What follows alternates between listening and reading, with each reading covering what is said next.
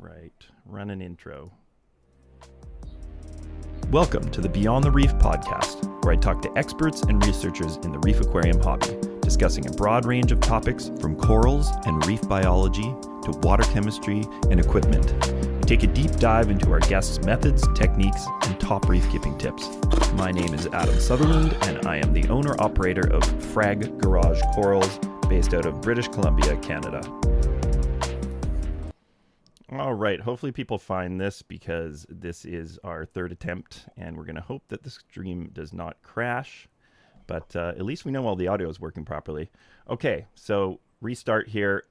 I'll do a quick intro of everybody. So there's Doug Dorrat from the UK, Frag Farm, UK, and we've got Claude Schuhmacher from Fauna Marin. We're not as excited as we were a few minutes ago now that we're doing this a second time. But, oh, look, we're starting to see people in the chat. Hey, welcome back. Okay, well, hopefully everybody finds it and can share it and give us a hand sharing this episode so people can find the new link. So, anyways, before we start, I just want to say that this platform encourages open dialogue, discussing new ideas, concepts, methods, products, and we want to keep an open mind for that stuff. So, so today we're talking about the Bolus Method, which is a new method that these guys have developed, and it could have a huge impact on the hobby. And I guess a good place to start is let's get Doug to describe what it is. Okay. So the Bolus Method is it really originated from a conversation that Claude and I had about the old days. You know, how we run our farms and how things used to work. It was actually, based on 30 years ago, we used to find it quite easy to keep corals. Yeah, they were brown, but they were healthy and they grew well, and things were getting kind of harder. But the essence of it was based on a conversation I had about the beginnings of Frag Farm. Running a farm is not easy, and we'd seen a number of crashes, with 4 systems that we have here. Originally starting off with calcium reactors and calc, and of course the demand grows in the systems. You raise the size of the calcium reactor, you start putting more calc into the system, and we found that after a year, 18 months, nothing untoward with the chemistry, we'd find that the systems were not self-sustaining when it came to pH. Yeah, and So actually, pH, I should ask also, like during these periods where you found things started to not do as well, would you find that sometimes they'd do a little better for a while, but then they would default back to kind of that original kind of issue, or would it be just kind of a downward? it was just a downward. Maybe I can't remember, to be honest. It was a few years ago, but we found that it was a common thing that systems would run great, and then you'd see that the systems would become like heroin addicts that needed the calc in order to keep that pH high.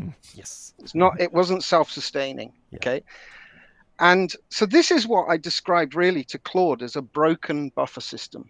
The buffer system is there to prevent changes in the pH, and it just didn't work. So talking to Claude about this, he sort of smiled, and as he does, and he said, "Yeah, same."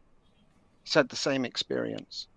Yeah. So what we did was we really embarked on a new method, that didn't involve high pH solutions. The same thing happened with hydroxides, sodium hydroxide, potassium hydroxide. You ended up with the same kind of problems.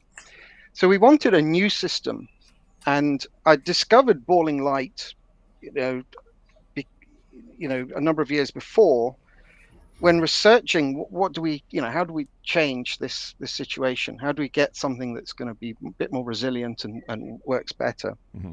And I saw a video of Claude talking about old tank syndrome. I thought, it's kind of interesting. I then started to research Fauna Marin a bit deeper, and I could see something in Fauna Marin which resonated very much with the way we run things here. It was very practical. based on experience of running a farm, and also some areas of interest like the bacterial side of things and the relationships between light and the chemistry and the ICP, of course, and how it all sort of came together. It's nearly like a jigsaw puzzle. And my instinct was, if reefing is a jigsaw puzzle, Fauna Marin has the most complete picture. Okay. You know what I mean? Yeah, and I mean, it's not a jigsaw puzzle that fits together all in a super specific way, but it fits together to get you results at the end of the day. But the point is, everything is interconnected, right? And you need to solve this and this in order to get this part of the jigsaw right. So, so that was really where you know, I was going with fauna. But the conversation with Claude was, we needed to come up with a system that did 4 things. One is it grows corals fast. Obviously, we're coral farmers, and you know, our livelihoods depend on being able to grow corals quickly. The second was really about health, and if you've got health, you've got color. Okay, so I mean, I get asked all the time, how do you get the yellows? How do you get those vibrant pinks? Well, get your corals healthy. Quite simple, right? The third was about management of elements and ICP. So, yeah, you can come up with systems. You know, we see ICPs. I'm an ICP certified ICP consultant for Fauna Marin. I've seen probably 1,200, 1,500 ICPs. Some crazy ones too. So some crazy ones. And so one of the absolute keys that I've determined is management of elements and keeping the ICP is crucial. So whatever the system does, it has to, you know, be very reliable when it comes to the fulfillment of those elements and keeping the ICP nice and stable. And the fourth was preventing old tank syndrome. I don't want to go through that again. So those are really the requirements. And we sat down and started to discuss how this would work. So we started to take that jigsaw puzzle, if you like, and look at all of the components. And we came up with 4 further things. One was the pH at the beginning of the photoperiod. One of the key things I'd known years ago was that a pH of natural seawater at the beginning of the photoperiod just magically makes everything come to life. And that is because there are processes within the corals, metabolic processes, photosynthetic processes, enzymatic processes, immunity processes, protective processes, all these processes that are kind of all interlinked. But they all tend to work best when the pH is around the 8.1, 8.2 mark. Would it not be 8.3 because that's closer to the ocean, or are you saying that's like a minimum? You know, 8.1, 8.3, let's say. Okay. So, and then everything seems to kind of work better when you've got that pH boost. And I've been playing, by the way, with pH and alkalinity and so on for best part of 35 years. So I've got a little bit of background in finding out what works. And this was one of the keys that I've kind of a coral farmer's secret, if you like, of get the pH high at the beginning of the day before the lights come on. So that was the first. The second thing was about having an excess of carbon at the beginning of the photoperiod. So whether this is carbon dioxide, carbonic acid, same thing pretty much, and or bicarbonate, so that you've got a sufficient amount of carbon for the corals to photosynthesize in an aggressive way, right? The third, and really Claude pioneered this area, was kickstarting the photosynthesis. So we laughed and we talked about how, you know, in the days of halides and T5s, T8s, compact fluorescents, we're going back a bit now, right? VHOs, VHOs. I mean, I used to have 400 watt BLV halides, naked, no UV guard on them, on my systems. It used to grow corals so quickly. I'm going back to the 90s, right, the early 90s. And think about turning on a halide bulb, a 400 watt halide bulb, and you hear the hum of the and then and then you see the light, this sort of greenish glow, and then the thing ramps up within a minute, 2 minutes. Yeah, pretty fast. And then So it kind this of was it takes a little time to get to its like actual Kelvin, probably too, right? mm, Maybe Yeah, 15 minutes. but there was 5 to 10 minutes in this time. So Yeah. yeah, if you have if you had a good ballast, it goes really fast, and there was no way for dimming, so it was not possible. So the right. tubes and Yeah. metal halide started. That's it, and Yeah. it's gone now. Yeah. Yeah. So that was really something we discussed, was why are we having these 2-3 hour ramp ups? What's that all about? Yeah. Surely we want to put the maximum amount of energy into the corals at the very beginning, so that they photosynthesize and they produce the energy, the sugars they need for the second part of the phase, which is the calcification, the growth. The fourth thing we talked about was the excess of halogens. So the bromine, the fluoride, the iodine, and having a slight excess of those. Claude came up with this as well, which is very smart, really, when you think about it. He said that corals feed at night. They've all got their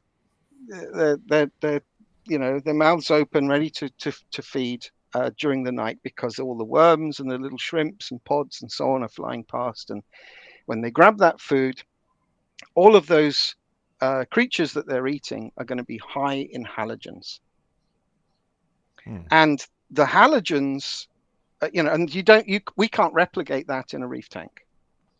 So this was really genius. So we sat and thought about this. We laughed. We looked at the old methods, and we kind of worked out that we used to sit by the side of the tank really in the mornings and take a big spoon of bicarb, pour it into the tank, and everything was great. Yeah.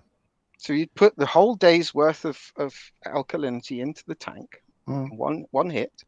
Now back then we didn't have all the monitoring equipment, the KH, monitoring systems, the pH logging, and all the rest of it. Today we do.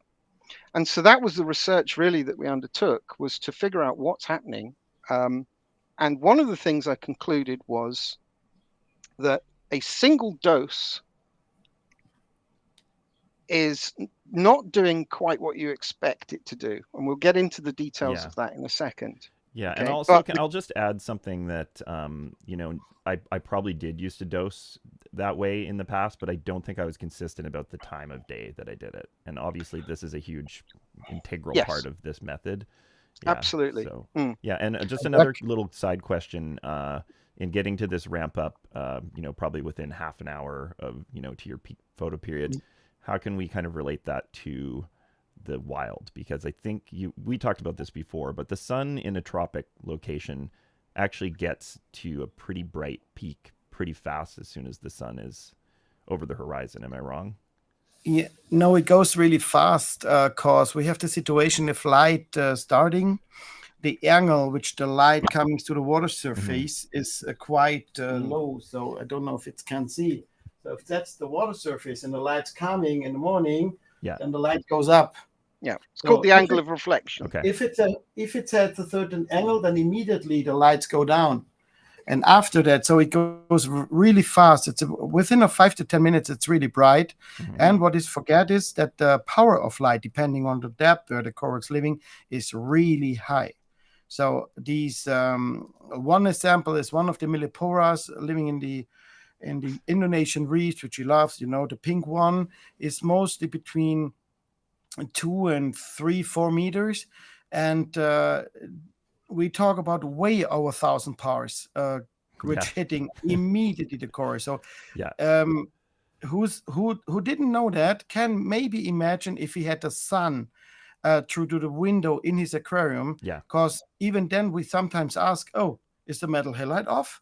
And then we see, "Oh, okay, it's only the sunshine." Even in winter, it's stronger. Well, so, what I detect, so. I have to go a little bit back, maybe, to things. So when I talk with Doug about the situation, it was at the beginning a little bit more about feeling. So we have a lot of experience with calc here in Germany because it was developed here, and started in the ages of Peter Wilkins, who developed the systems, and we were the distributors of his product. So when I was young, I had a lot of talks with him. I know his aquariums and about what the idea. So, and we uses calc a lot, and we always have these situations, precipitations, then starting later the tanks, some of them getting crashed, green hair algae, all the things. And I must say, I forget it over the years. Mm-hmm. So I know it that we don't have the good experience, and at the end I forget it. So because then it was developed the Bolus method in Europe and Germany short after we do the Bolus light method. So yeah, was the meaning it's better to do it on my way, but that's another discussion. Yeah. And so I forget these things a little bit, I must say. So, and it was typically that in the farm that I use still this base of the Bolus, which is based on the sodium bicarbonate. Yeah. So everybody here, it's because we have chemist here. We have Armin Glaser's one of these guys who is our chemist, Reef chemist here in Europe. And we know since also more than 30 years. So my farm running with that Bolus light method, but it was typically, I go in the morning, I put the spoon. I know 3 spoons is 1 DKA. Mm-hmm. I put it into the tank, and even there, I know it. Calculated, it was always 1.8. So calculated by the powder, Mm-hmm. I should have 1.8. But I know that I only get one point of alkalinity. I thought, yeah, it's losing. So for whatever reason, so yeah, maybe we the didn't have the calculation mind. is off. Yeah.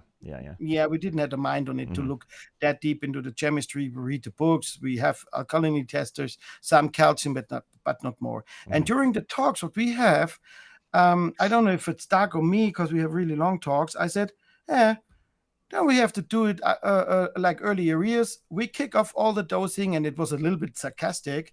And I said, yeah, let us kick all the dosing pumps away. Let us do all that shit and tell the people, go in the morning to your aquarium, put some bicarb into the tank, and that's it. And then it's running well. So, and I said it a little bit more sarcastic, and he was really dry, and he said, yeah, why not? So, and that was so a little bit the beginning. And after the time, I remember the times how we work and what we have for situations sometimes. Until this way, since we dose the dosing pumps, since we do all the things changes, new LED, new food, new animals, US style, whatever, the stuff is growing. So that's not what I said, that nothing is growing. And I luckily hear that my system runs 16 years stable since I used the bicarb stuff. But all the time I had a little bit of feeling that this little bit which I wanted was not there. Like something that could be improved on the Bolus light method in general? I don't know. They grow differently. Yeah. They grow, but they don't grow that what I wanted to see. It was not so direct viewable for me. So because I see them the whole day, it was a little bit blind with your own method. And due to the talks, I come back and I said, at the end, it makes really sense. And I put that side about the food. I remember the years in the Philippines, studied a course in the Reef because we built a farm there. And I see how much they eat overnight. And then I put this plankton out. I see that the plankton is eating phytoplankton. Phytoplankton, as algae, as we know, is full of halogen. So they concentrate the trace elements on it, and they put it in the body, and they put a lot. Later, I also read and find out they eat particles, they have everything. And then the sun is coming, and I see how they're reacting in the morning. So even tonight, the polyps is open, how much they grow. And all the time, I remember when I come back and I had a look in my aquarium, I was disappointed. It was not that crystal clear water. It was not a crystal clear looking of the course. They look nice. We cannot say anything about it. So they look nice for us. But in comparison, it was not that. And that I remember after that talks where I make a joke is again, should we do that now? So, and he's very dry, Doug, very dry. I said, yeah, why not? And I said, and I was really speechless, which is rare. And I said, yeah, why not? yeah, what the fuck? Why not? Yeah. Let's try this. So and then we try around and say, okay, yes, we can use those imposts. We let run them longer. So that's that's the start of it. And we say, yeah, try it out and read and look and that. And yeah, that is what we did. The So that's inception. Yeah. all. Okay. At the end, so from the starting. Let's let Doug continue on with what Bolus is. So we were right kind of at the, I think at the point of adding the alkalinity, the justification for doing this one shot of alkalinity. So yeah, get us kind of along into that. So the basis was we worked out a sequence of events that align really to natural processes that are going on in the reef tank. Okay, so raising the pH, aligning when the lights come on to maximize the photosynthesis just at the right time. He's got the I Heart CO2 as well. Nice. What's that? He put the I Heart CO2 as well in his chart. Claude did. Sorry. Okay, go on. I'm sorry. I can't really see him. Yeah. So that's the problem. So it's really about having this sequence of events. And we found that one of the really key things was when you dose once, it doesn't create a disruption. When you dose lots of times, it creates a disruption. So the less disruption that you can create to the buffer system, the more stable it gets. Okay, so let's so those were the principles, if you like. Those were the principles behind the bolus. Why do we call it bolus? So should we move on to the slides? Yeah, we can do the sort of the go first through a slide few here. slides. So I'll put on your screen share. It should be up now. You can you can see those. Go ahead. Yes. Okay. So in bolus is Latin. It means ball. It's used in medicine terms to suggest taking all your medicine at once. That's all it means. Okay. So we're dosing the medicine for the tank, if you like, all in one go. But the key there is generally in 1 to 30 minutes to raise the concentration to an effective level. And that's what we're doing. We're raising the full daily amount of alkalinity in one hit. So this is the process. You dose your alkalinity, you work out your alkalinity requirements, and you dose the whole thing, set your doser to dose it 30 minutes before the lights come on. You Okay, then so set big dump of alkalinity. A big dump. Yeah. A big dump. Now, shock horror, people are going to go, woof, I can't do that. That will kill my tank. Yeah, many do that. Yeah. We've tested this balling light. It will give you some results that you maybe not really prepared for, because it doesn't quite do what you think it does. The second thing is to set your lights so that you've got a very minimal ramp up time. So 10-minute ramp up time from 0 to the highest point.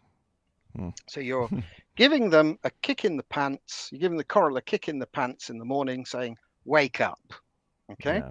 And the fish and the other inhabitants are going to be a little bit maybe like, what the heck's going on here? Nah, they'll be fine. They'll be fine. Okay, all right. They're pretty groggy when you turn the lights on from 0 to. They do. They soon work it out. They have a coffee and they get on with things. They get on with the day. Yeah, true. The third point is that you increase the light output by 20% for a period of 2 hours. So you're just giving them extra boost of photons first thing. And again, this is really to maximize the photosynthesis. We've got plenty of carbon available for the corals to photosynthesize. We want to maximize the amount of power from those lights and the amount of energy that they can take in to convert into sugars. We dose the calcium and the magnesium during the photoperiod only, because we find that's been more, it stabilizes the system a little bit better that way. Okay. And then there's a few little peculiarities with it as well, that you have to measure the alkalinity in the evening when the pH is at its highest point. Okay, so you're not measuring it in the same way that we have done in sort of conventional terms where you dose and you measure it, because it will give you an incorrect measurement in most cases. Okay. Mm-hmm. So you measure the alkalinity later on during the day. Okay, yeah, And because any if you were to, sorry, if you were to measure it, like, you know, because generally my Apex measures at noon, I would probably get a pretty wacky alkalinity reading if it was, you know, an hour after my bolus dose, right? Yeah, it won't be what you expect. Yeah. We'll come to that in a second. Okay. We'll come to that. So the sixth point really is you make changes to the dose in very small increments or decrements of 1% to 2% only. So things shift a lot slower when you do using this method. So you don't want to go too far over and too far under. You want to make changes very slowly because it takes a while for this system to settle in. Okay.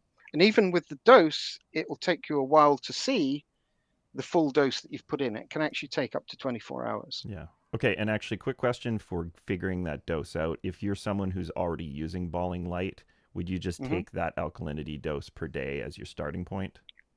I'll let likely. Claude answer that one. Yeah. Claude? Sorry, once again, I just checked the chat. Sorry. Okay. I was just saying, as a starting point for your bolus dose of alkalinity, if you were already on the balling light system, would you use that dose as your starting single bolus dose? So if you were dosing 350 mils a day spread out over your photoperiod, you would do that all in one? Yeah. That'd be a good starting point? Okay. Yeah, Cool. that's okay. So you can immediately do the changes there. It shows we do that testing with a lot of testers here, also on the farm, also on some bigger aquariums, and yeah, it's And a good that's thing. worked So pretty well. Okay, cool. That's, I think, a good thing for people to know. Okay, cool. We can go back to the slides if you want. I'll bring back the screen share. So this method has been tested for the last 2.5 years in 4 systems in my farm. Claude's done. How many tests have you done, Claude, on this? I mean, you've got 8 systems, right? Yeah, we have run 4 with and I think 4 without. So Right. to see the differences. Mm-hmm. Okay. And we go step by step. So SPS and the other one. But I have we have here in Germany. I doing a kind of reef club, so which is a reefers club at the end. And I talked with this guy during our club meetings, and I asked them. So I searched 2-3 persons which has a little bit of risk. I promised them that we have a good liability, so they can, if they like to test it. And the reaction, what? Everything in one step? Is it? Yeah, do that. Yeah. So, and to say, okay, we too will do that. So we like it to do. And at the end, a few other ones don't tell me that they will try. They just do it. So, and I was really curious. Did anybody say no, by the way? Did anybody say, screw that, Claude? I'm not doing that. Like, I'm not going to risk that on my tank. No, they don't say a lot of things. You know, that was really funny. And 2 weeks later, 3 weeks later, 2 weeks later, I asked him, so you 2 guys, would you please talk about all others? So what's going on? And then some say, I tried also, and me tried also. So what the fuck you're doing?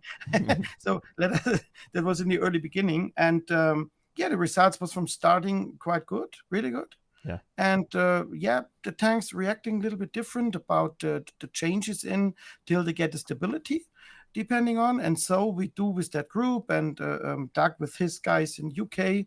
So because we also wanted to see how are the difference, because the UK is sometimes run the tanks a little bit different than in Germany. I had also some French guys testing that to see overall what will be the benefits, what will be happen, what are the questions coming, so that we come later then about the light things and so on, which we talk later about. So but it's yeah, we just test it like we always do when we have an idea.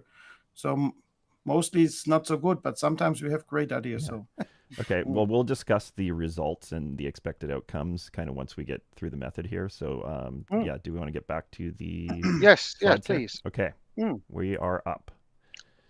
Okay. So next, I just take care a little bit of the chat because there's a lot of questions there. For sure. Go ahead. And just so everybody knows, we are going to probably take questions at the end of this. So we will try to sneak some in the middle, but I think it's going to be easiest to just let this all play out and then discuss at the end. So yeah. Okay. Back to you, Doug. Okay. So we've developed this using Fauna Marin boiling light. We know it works. We've tested it extensively. We're putting out a warning saying, do not attempt this with other products other than boiling light. Technically, you could do it with bicarbonate. Claude, do you want to say anything about that? About the bicarbonate or about the boiling light? Well, both. About not attempting it without boiling light. Do you want to talk about that? Yeah, sure. Why not? The principle of this method is based on that the main carbonate source what we use is the bicarb. So we don't use the normal sodium carbonate. The reason for that are some chemical issues which creating with that type of dosing, which is also one of the reasons why we have the troubles now, some discussions now in Germany, because there is some believing in that how carbs are working. So at the end, at the first step, it does not matter at all. For bicarbonate, have a really specific way how it works. It works at the beginning, if you dose it, that it lower a little bit the pH. And after that, the pH go up. So, and this situation, there's a different reaction in how the particles and how the precipitation happen if you create by dosing will be go back in solution and then the pH raising up. So that's a very perfect balance. It's a real complicated situation between the alkalinity in how it's working, how it changes, how is the transition between the different sources. I see that we can go there super deep into the chemistry, but it makes no sense for most of the people. They want to know how it works, and at the end it works that the bicarbonate has this super effect which goes a little bit down and then the pH raises up. So it goes after dosing, it goes really there. So if you dose it in at a pH and then it makes like that. And that's also the point why the light is so important, because then when it's go up and you have a high pH and a lot of CO2 and carbonic acid, then you put the light on it, then the core can take it and have the maximum effect. We'll show all the graphs in a moment, Claude. Yeah, the bicarbs have not the carbs by self, the sodium carbonate has a problem that they don't lower; they go immediately up. They're creating a very high point of a pH, and that, in my opinion, it's a bigger issue about that what happens there. But there are not many people are happy with that, so they don't like to hear. I can understand of some parts. So I decide to do the HTU. I change a little bit, and I will do a new explanation of the chemical situation. But I will show that a little bit better because I have to prove for this how this stuff is working, how precipitations are done, and we will work that out, and then we will bring a second part of it so that we can close the deep chemical discussion today a little bit, because I think it makes more sense to show how it works and let the proof is also of all the people reporting now how it's working. So and we have a lot of people who see that goes up. One very important thing is even if the boiling light, the carbonate mix what I have, the most people think it's a mixture between the bicarbonate and the carbonate. We had it earlier time, but we removed it over the time and changed it to another way to increase the carbonate level into these salts to get the results what we want.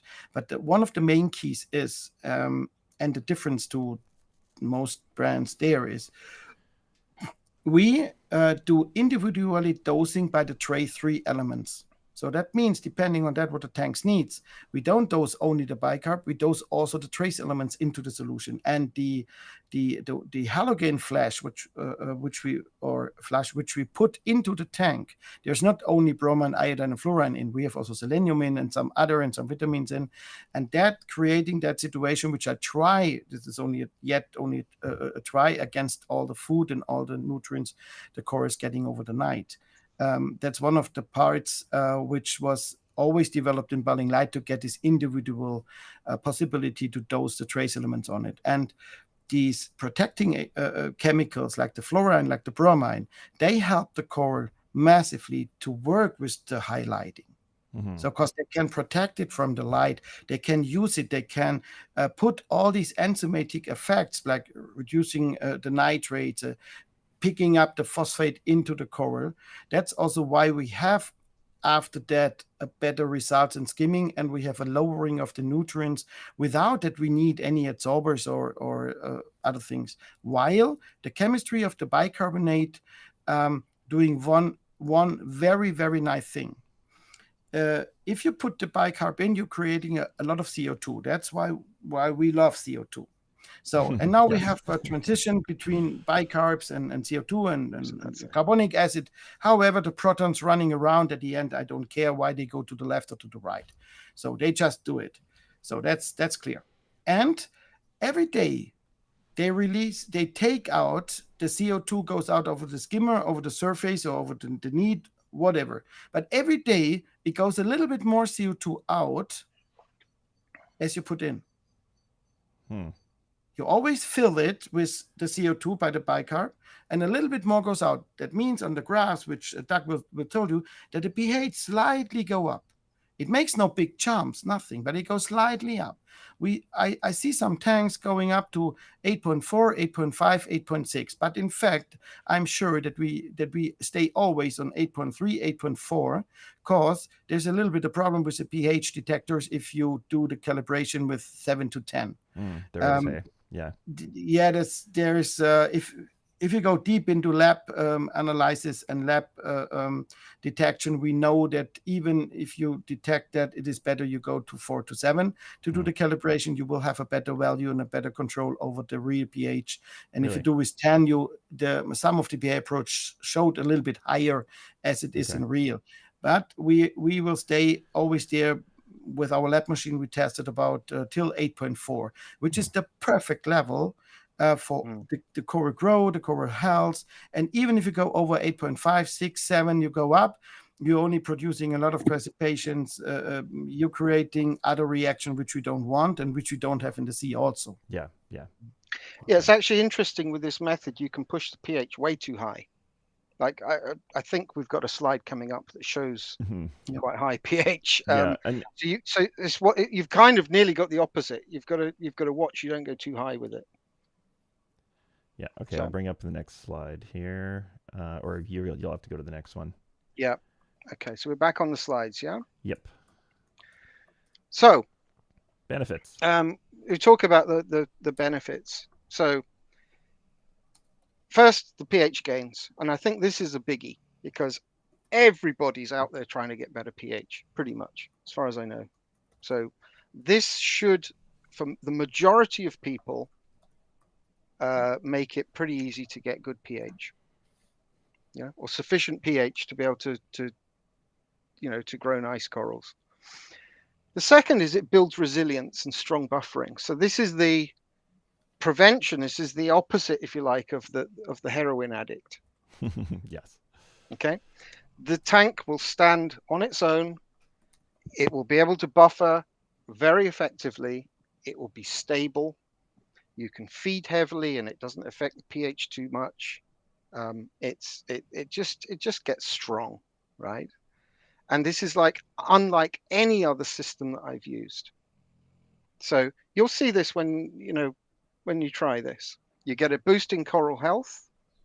So the feedback that we've seen certainly on the Fauna Facebook pages, even after the first day, we're seeing some LPS corals much more puffy, really extending their polyps a lot more. So there's better growth, better polyp extension, better color. And also, I think the simplicity of this system, all you need is your skimmer, a doser. You don't even need the doser technically. Yeah, you could be the doser. You could be the doser. Yeah, as long as you're consistent. And so there's, it's great if you can monitor the pH and things like that. That's fantastic. It just makes life a lot simpler. You make sure you've got enough in your dosing container, you dose it, and that's you done for the day. Obviously, it's putting calcium, magnesium in. But... So this is what we're looking for. This is data comes straight from the Profilux. What's this, system 3? This is the kind of graph you would expect. And we'll go into some details on this. At the bottom, you can see minimum 8.15 pH. Yeah. Maximum 8.43. You've got an average of 8.28. About 8.3 is really what you're aiming for as the perfect pH for growing corals. Mm-hmm. And your average is very close to the ocean, so Yes. Yeah. Okay. So it's this particular profile that we're looking for. It's it hits a low point, it flattens during the night. It's kind of flattening out, and then all of a sudden you get the bolus goes in. You get this massive shoot up in pH, and it's got good progression right the way through the rest of the day. There's actually a couple of phases in there that we need to look at. Okay. Right. So here's the detail. And in this case, system 3 again, 8.45 AM, bolus goes in. I think in those systems, it's like 800 mils of alkalinity goes in, bosh, in one go. Okay. This is what happens. What was that pH? I can't read that. I need glasses. 8.22 is that? I think, yeah, 8.22. Okay. And you can see the progress, was that 8.3? Something like that? It's pretty, yeah, I can't tell. But I can't yeah. tell either. It goes up to 8.3, I think. Yeah. 8.37 here. Okay. This was a bit of an extreme case. I think we were doing a bit of a test. Okay, so let's just note, so your pH is going up approximately 2.5 or 0.25 in a matter of... In this case, like I say, this might have been an extreme example that we were testing at the time. Now, this is very important, is that pH boost is sort of immediate. Okay. And notice that lights are on at 9:15. So this is before the lights come on. And we need to get that bolus dose in completely before the lights come on. Mm-hmm. So I've seen on forums, saying, oh yeah, it's due to the photosynthesis, the extra light. No, it's not. The pH boost is coming from the bolus dose. Yeah, and that's showing because, I mean, we were thinking in the past that bicarb lowered pH, right? And this is obviously showing you this huge boost in... It is, but the Earth is flat, isn't it? Is the Earth flat? I think I'm sure it is. Yeah, because we used that in 30 years, so I was a little bit really surprised about that meaning. So because we used that since many, and it's written in all our chemistry books, so I really don't know where these come from. No idea who that is. Yeah. So this is real data coming straight from the farm. This is from Profilux in the building just behind me here. Okay. Yeah. So that's what we see in the early stages. And then throughout the day, there are 3 major phases that goes on. There's the bolus effect phase. So this is when we are flooding the system with the alkalinity. We're seeing the rapid rise in the pH. And you then enter the second phase where the pH is still progressing nicely. But this is the photosynthesis phase. This is when we want the solus, what we call it, which is the 2-hour period at the beginning of the photoperiod, to really be driving strong photosynthesis. They can do this because there's sufficient carbon dioxide for them to photosynthesize nicely. Mm-hmm. There's sufficient halogens and other goodies in the trace 3 that are going to protect them from the extra light and to help utilize that extra light correctly to produce the energy ready for phase 3. Phase 3 is less about photosynthesis and more about deposition. So this is about building skeletal mass. And you can see when a coral grows, it actually has a negative effect on the pH. So we can see the pH starting to tail off and flatten out in that phase. Interesting. I actually wasn't aware of that. And the coral continues to grow overnight. Actually, Claude, you've done some work on this, haven't you, about how much skeletal development there is overnight? Yeah, I've always been curious about this. Oh, it really depends on the coral. So yeah, if you go really on the point, you can. We had Montiporas raising up about 5 to 6 millimeters a night. Mm-hmm. So, but then you see that if you go too strong on it, you see that the structure of the skeleton is not that what you get soft. Yeah, it get more Brittle, soft. brittle rather. Brittle. Takes a little bit, it hardens, but the growing tips on the Montipora, the growing tip on the Aquapora has these typical natural look, even if you run more also with blue lightings, which we never had after we turn a lot of to these LEDs, which you turn a lot of the blue light. So you didn't see these fat, white, strong tips like we have a coral here, which is we call them a Milka, which is the violet Stylophora. So and I love these coral really because you can see on the white tips the amount of iodine, you can see on the polyps or everything, which is potassium, which is the phosphate, everything you see on that coral. Vanadium. Yeah, example. So you're saying the coral is kind of like a really good indicator coral.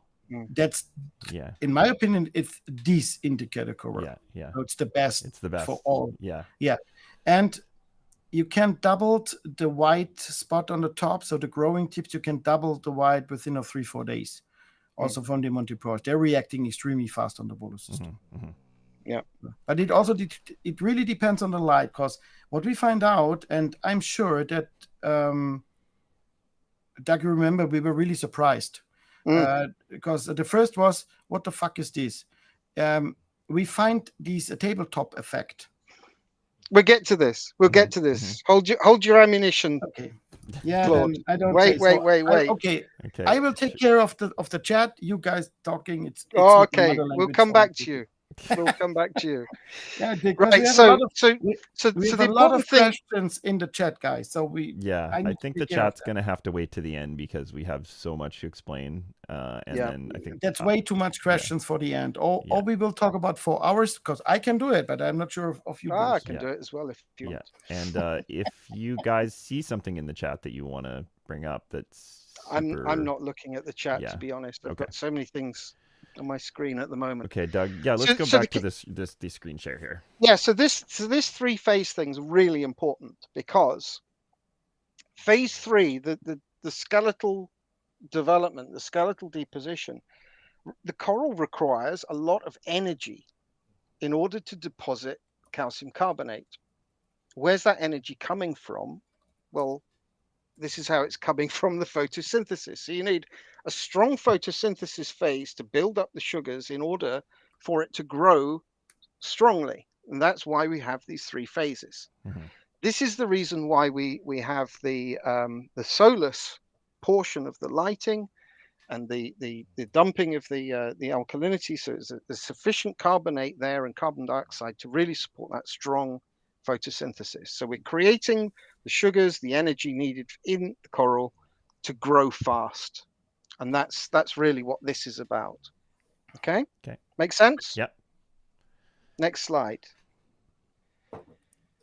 When we ran this, like Claude was saying, there's a cumulative effect. So the lows get higher in most cases, not all, but in most cases. And this is partially down to sacrificial CO2 venting. So a lot of people don't realize that the skimmer is your air-water interface, and it is actually the part where CO2 can be liberated, but it can also come in via the skimmer as well. Yeah.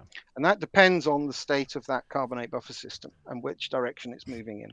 Yeah, I mean, also I would imagine the space that the aquarium is in is going to have an impact on that, depending on the to a amount degree, of humans, yes, the amount of the kind of air exchange, ventilation, things like that, right? Absolutely, yeah. And we state in the HTU for this that ventilation is important, because partly the way the bolus system works is to allow excess CO2 to vent off into the, out of the system.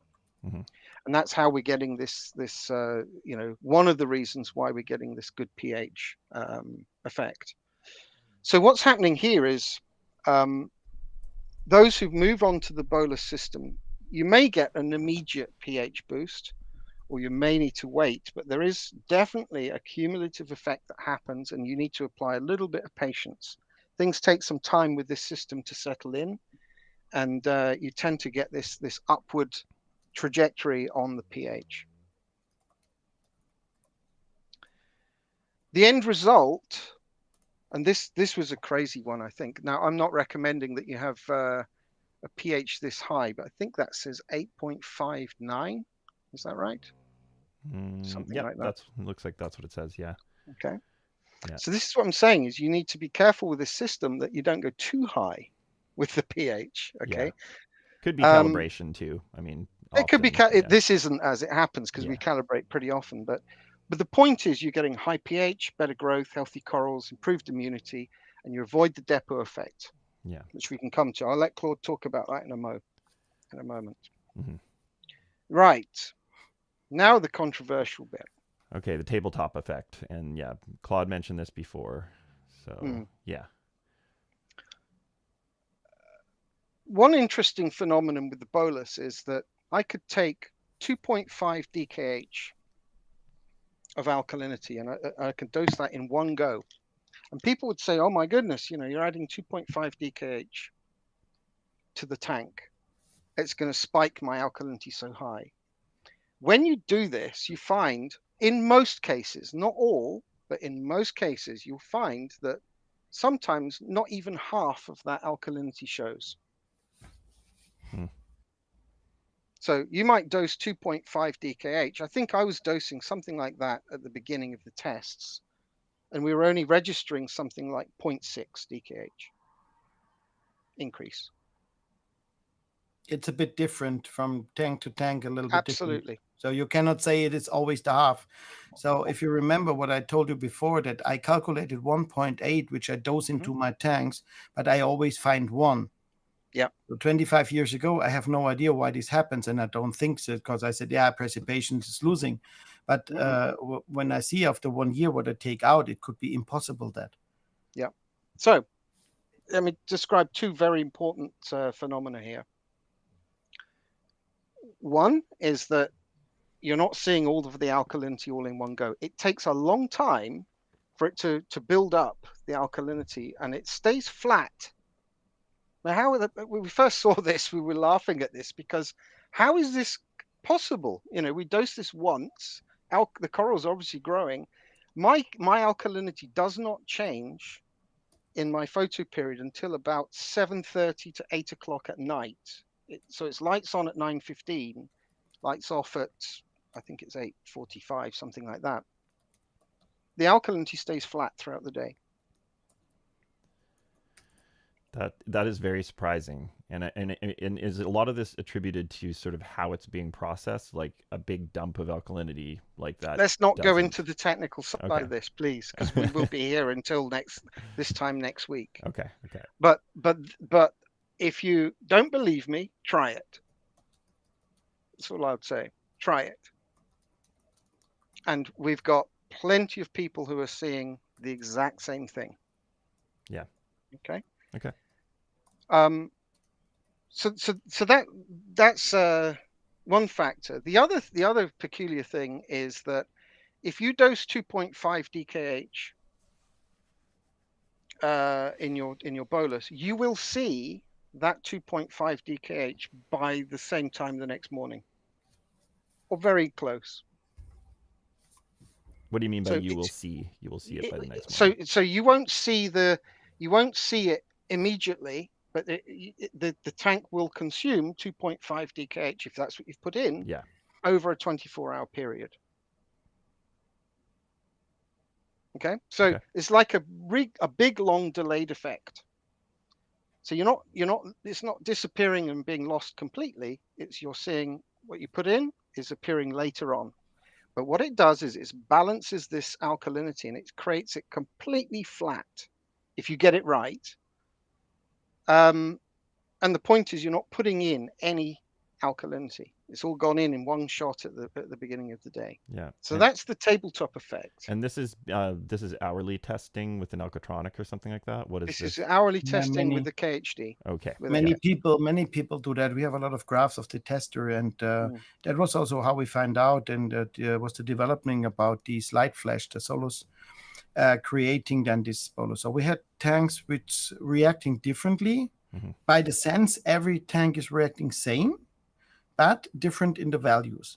And after we put these lights flash on it, and we put it on it, then we see that if you go to this 20%, you will get these tabletop effect. Okay, so this has been super consistent. The Looking at anybody that's photosynthesis, doing hourly yeah, testing. and it's really strange. You can read it. Some of the testers, given then now the experience out, then they said it's really strange because we have a totally flat pH and alkalinity Not testing. pH. Alkalinity testing during that time. Mm-hmm. Yeah. No, pH is changing, but that's another thing. I just talk about pH there.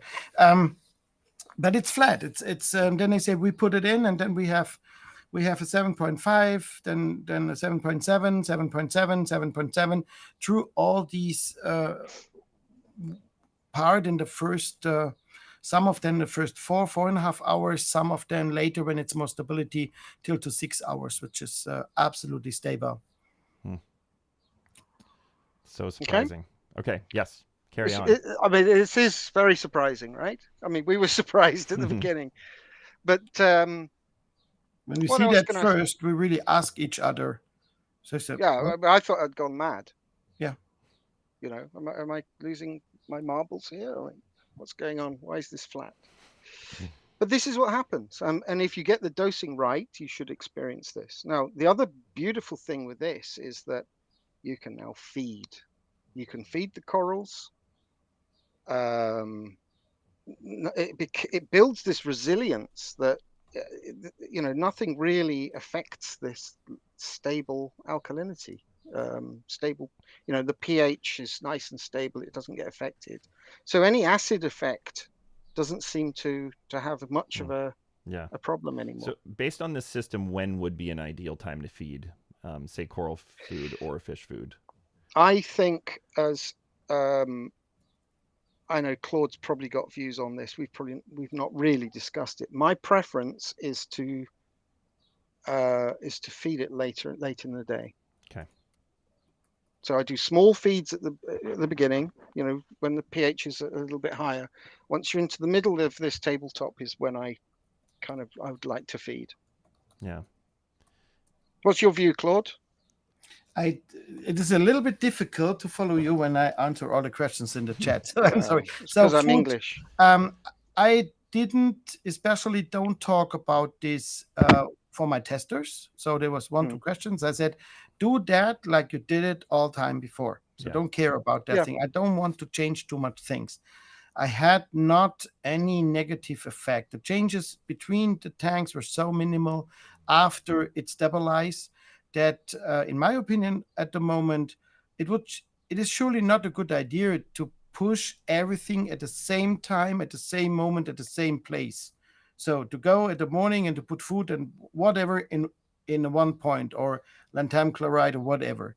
I think, in my opinion, the first 1 or 2 hours, you let it stay like it is, and then you do all the rest.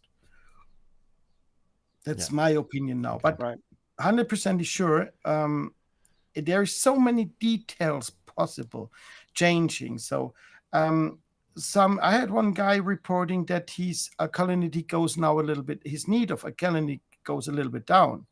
The problem with such information is that we don't know about the rest. So if there is no more phosphate or no more nitrate or no more zinc, corals cannot grow, then the need of alkalinity will go down. That say not that something gets wrong. So the point is always like we did it, and which is our daily work with the consulting, with the all the big aquariums in the world, and also with the private aquariums there, that we check the water, that we check the dosing, that we check everything, the lights, and then we can help out and can say, hey, raise up the iodine or raise up the fluorine level on this case. The Bolus method don't make every tank same. So the individual needs in every aquarium, if it's high nutrients or low nutrients, they stay at the same. The only thing what the Bolus do, if we can say the only thing, is that it stabilizes it, and it raises up the grow. And raises up the grow means that all the nutrients go down. It's easier to feed them. You don't need CO2 scrubber. You need less depending on your fish load, phosphate absorbers and all that. And all these things disturbing your skimmer. So it makes it cheaper at the end, and it makes it more stable, which means good growing corals. Everybody knows if corals grows, they are not ill, they are not sick, and they're high to fight against parasitic or something else. We always get the problems when they stop to grow. Yeah. Yeah. And for me, I mean, I've always thought feeding at your sort of peak pH is kind of when you want to feed, because there's usually going to be a little bit of a pH dip. So your tank's going to be sort of the most resistant to that. So that's always been my thinking, but that I would agree with. Yeah. Okay. So a couple of other little points with this tabletop. So effectively, just to summarize, you're dosing the bolus, but you're not seeing the full amount of alkalinity when you come to test. So this changes the way we need to test the system.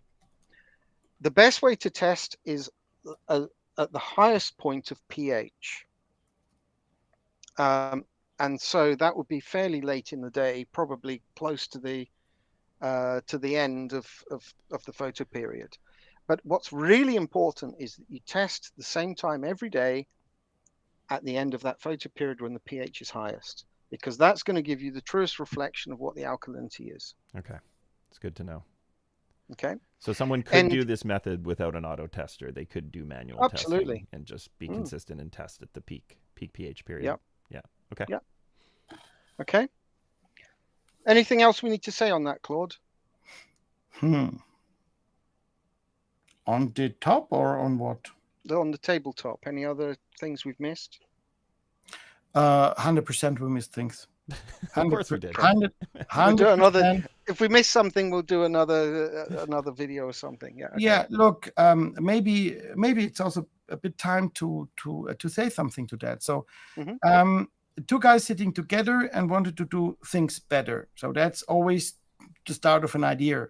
And then we work, we have the customers, and then you find out at the time to publish it.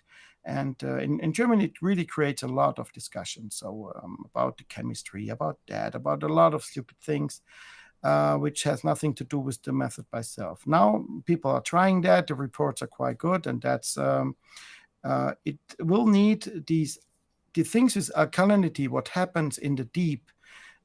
All this chemistry going up and down. Doug is not a chemistry guy, me not, but we have a lot of people around us. We have a huge network, and there are some really, really good people also there who has a very deep understanding also into these chemistry till to the thermodynamics situation in the water. And so we sit down and we study that. That's the point what we do. And as soon as we have an idea which can increase, because I said this is for free, this method. So it's not a product. It's nothing which we sell. So if you try to do the dosing on that way, you will have some increasement in your aquarium. That's it what we do. So I'm sometimes not sure why people thinking that is something to buy. So we can only say it's for bulling light, because there's also a liability reason. Yeah. Me as a company, I cannot say something about other things, other chemicals or whatever. This is not possible. I can only offer try it out, and you will see it and report your results. What we can say that actually in Germany I have no tester who wants to go back. I don't know in the UK you told me, but is there anybody who wants to change it again, Doug? No, I haven't found anybody. Yeah. And the reason why I want to come back for CO2 scrubber and the things is there's also one specific thing which is maybe not known in the US and in Canada actually, but we have in Europe massive problems to handle with dangerous goods. The European Union press us for every chemical which could be a little bit dangerous. They forbid everything. So we have to change the water test. We have to change that. That's also a point where I try to find out if we can work with methods which we can get rid of these dangerous good stuff, which creating a lot of problems. And sometimes some of them, like a sodium hydroxide, a sample is nothing which you have to stay around in the household. And it's sometimes also forbidden. So And it's same like we have issues, let me say, about using antibiotics. Yeah. We cannot use them in Europe, but we have the same issues or illness or parasitic. We need to find other ways to get rid of them without using these antibiotics. And so there's a really hard work for many companies around to solve some issues with other methods which we know since today. And maybe you remember the videos when we were at Reef, and I opened the cabinet, and there was about 20 kilos of antibiotics therein. And I really had a smile and I say, for this shit there, I will go to jail in Germany, which when I have this in my store. So it's impossible for us to use. And Andrew looks at me with, but what means it's impossible? It's like, we cannot use that. He said, why? It's like, because it's completely forbidden in Europe. Oh, he's really not believing that, but it is fact in Europe. So European companies has to deal totally different with chemicals, with dangerous goods, with the working by law, and we will be controlled very often, as some of the American or Canadian companies can do. So that's why sometimes there's a different in the way how we work. And the sodium bicarb, that's which is one of the main ingredients we use there. It's a really good chemical. It's easy to use, it's easy to handle, it's not dangerous at all, and it brings the best benefit to the reef tank at the end. The problem nowadays of these chemicals is to find the right source, which is not contaminated with copper and zinc, and just we have a sulfate issue, so there's a lot of different metals in, which gives then a contamination to the tank. So for a private, for private persons, some difficult to control all the things. For me, it's easy because I have the lab there. And that also what I want to say, all these tests, what we do with our own system, DAX system, UK, Switzerland, Germany, is also be tested by the ICP at the end to see what's going on. So we know that some of the elements need is raising a little bit. And also there we were surprised because when I look into the books of the classical chemistry, I cannot use that for that what we do in an aquarium water, because there's different than as I would expect it when I'm reading the books. So, and I didn't find some needs of metals higher as we thought it. As I think, okay, when you do it on that way, we have more need of that. It wasn't. It was sometimes totally different. And I think we have to go into the deep and to work it out, the very specific details, easily another half a year and a year, because and at the end it is really complicated. So the I must say to everybody, don't underrate the alkalinity system of seawater. It is for me, it's a study as its own. So complicated this is about the different thing happens and when they happens, and then we also never need to forget that this is an aquarium water. It's not water. It's not salt water. It's aquarium water. Seawater. Yeah, because I mean the ocean, the pH seawater doesn't change that much throughout the day. It's very 0.0. And it's even not seawater, Doug. It's aquarium water. We have a total. No, that's what I'm saying. It's not seawater. It's aquarium water. So the organic load is very different. And everything of them have an effect. And also, what is a very nice in discussions here in Germany, it's a one thing which nobody talks. Nobody say this yet. A few months ago, I make a video about the influence of surface, of aquarium surface, of the rocks, of the decoration, of the sand, everything. This view nowadays to the chemistry is only looking into the water, theoretically, what happens in water. But in fact, we have a huge surface, and the surface brings a lot of influence into the water by itself, because we have a large surface and with very little water, totally different than in the sea. So everything which will be goes into the surface, and on the surface the bacterial load is there, the nutrients coming here. So there the pH is sometimes changing, will be bring back to the water and have a negative effect or a positive effect, depending now on the situation and on the load. And these for us, and I think here in Germany and but also in the whole of the world, we know exactly when we have the old tank syndrome, and we know exactly when it's suitable. I have in my lab about 180,000 tests. We have AI software and data science guys here who do nothing else at to work with the data to find out the things that we can do our products and creating systems and do the products better. And there we get this data. And I even don't know anybody else in the world who has this amount of data specific for marine aquarium and sort that out by AI, that we can play the things around together in that deep. And we can, what I always explain to Doug, I can exactly look in which countries, how many different products are running around, which salt is used, and what effect this has in all these aquariums around the world. And one specific thing, which is also different between Europe and the US, is the using of two-part never has a proper dosing for microelements and elements into a relation of the dosing of the calcium and of the carbonate, which was developed in 94 and 96 by Balling and other people, later by us changed a little bit by the Balling Light, which were on the point of the development, the view on the need of the relations of the halogens, of the stability.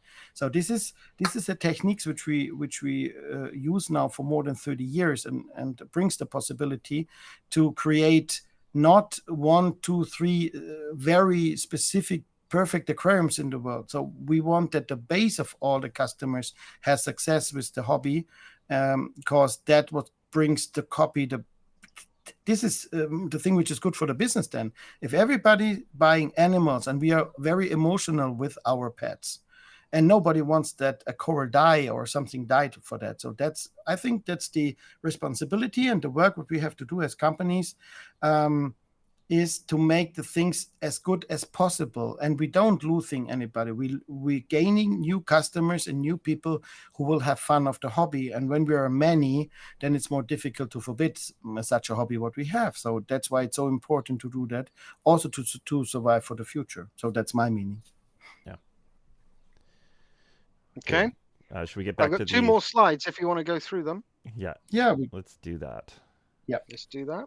And yeah, by the way, just going to say, I like hearing that you guys ICP your raw chemicals that you make your products out of. I mean, I assume a lot of the companies do that, but it's good to know. I mean, let me comment on that. So for the difference in price, for example, for bicarbonate, having the knowledge that it works well, it's tested and it works well, you're not going to get contaminants in it. Why would you not get the Fauna product? I don't get it. You know, especially with this method. We know this method works with these products in particular. Yeah, people are always going to try to find a cheaper way. You know, that's I think what people. Yeah, but you're not really think, saving. Right? I don't think you're really saving very much. It's maybe a couple of bucks. You know. Yeah, and you know, for the security is that of worth knowing, it? Yeah. Exactly my point. Yeah, exactly. Yeah, totally. But anyway, so that's the tabletop effect. That's the main phenomenon that we have in the Bolus effect, with the Bolus effect. Yeah. How do you know when to change, the Bolus dose? Well, you'll see a downward trend, and you see this typically people who are starting with Bolus. It happens pretty fast. You'll start to see more consumption. The alkalinity that you test at the end of the day, you'll see it start to decrease. Am I keeping you awake, Adam? Sorry. Yeah, no, it's good. That's right. I'm good. This is riveting. Yeah? Hey, so, I didn't get enough sleep last night, so, you know. Did you not? Yeah, no. Are you worried about getting the live stream software to work? Yeah, nah. So that's really the profile that we see. So, the alkalinity obviously goes up, it flattens out, it comes down. It can go down quite quickly at night because the coral's growing. Nothing to worry about if the alkalinity is dropping fast at night. It's not an issue as long as it's within the boundaries, the normal boundaries of alkalinity 6 dkh or above. Then you're fine. And the last slide really is to show the alkalinity next to the pH. And this is what you expect. So you can see here the alkalinity takes a while to establish that tabletop. It's not immediate. It can be a couple of hours before it works its way around the system, and it builds up to that tabletop level. Meanwhile, the pH is continuously building. You can see the bolus effect at the very beginning with the pH growing, and then the pH growth sort of flattens off later in the day. There you can see the alkalinity start to drop as that pH flattens. That's the growth. Okay. So it's all there. Yeah.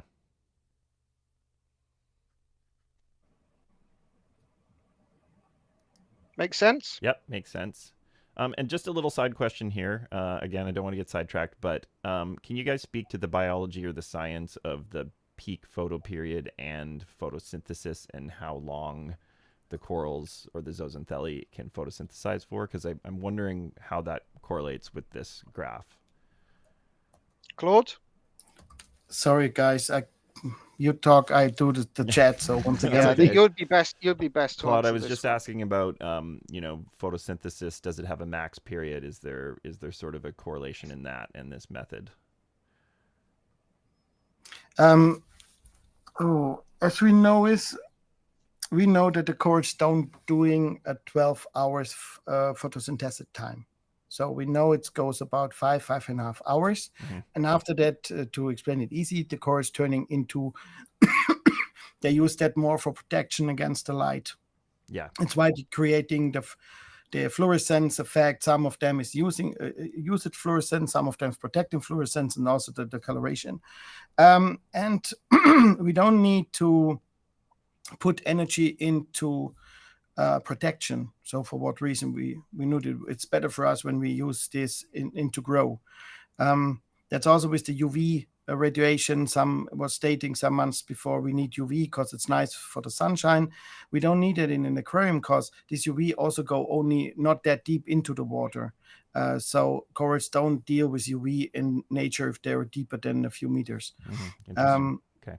That's why we have. I think it's hard enough to keep corals alive, and not only these few species. I mean, different species what we have, and and we have the problem that we cannot give them the food what they have in nature. Yes, they have the algae, they can do zooxanthellae and the things, but on the other side they have the zooxanthellae and food. Yeah. And we cannot produce that type of food. We cannot produce that microbiome. We cannot produce that what they have in organic compounds into the water all the time. They make 100% water change within of every 5 seconds. Yes. They have the better current. They have the better food. Okay, they have some fishes eating from them. So that's even that we have in aquarium sometimes. Yeah, stimulates growth too. Sometimes. Yeah, so we have more problems than we have solutions, and that's why I think if we go these 5 and 6 hours that step, and we have there the full power for photosynthesis, later then we go down. The light receptors of the coral, they see that the light will go down. So that means for them the sign we don't need to put energy into protection. We can put the energy into growth in our metabolism, and that I think it's a benefit for the corals at all. Maybe not the biggest benefit of other things, but step by step we grow to a nice reef. Yeah. Okay. Do you want to go next slide there, Doug?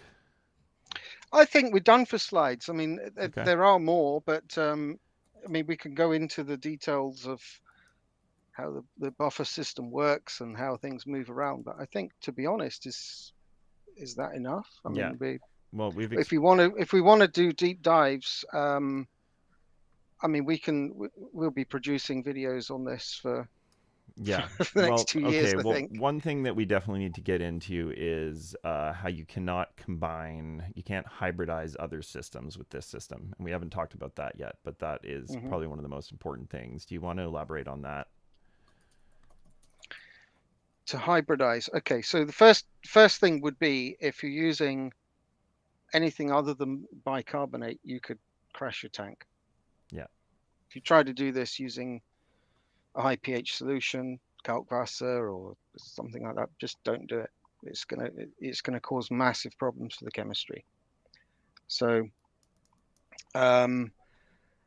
we've tried pretty much most things.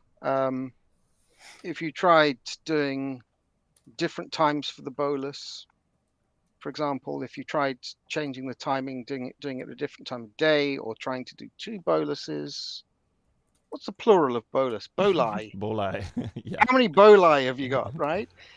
So trying to do stuff like that doesn't work. Okay. If you try doing two boli, it will break it. It doesn't work. It's one bolus, it works. It's very peculiar. It's like some kind of feat of nature. Yeah, because my thinking, initially was that couldn't you do some kind of dumbed down version where you have the peak photoperiod come up really quickly, and then you have your normal alkalinity dosing schedule, but you just give an extra, 20 or 30% of an alkalinity dose when your lights hit that first peak.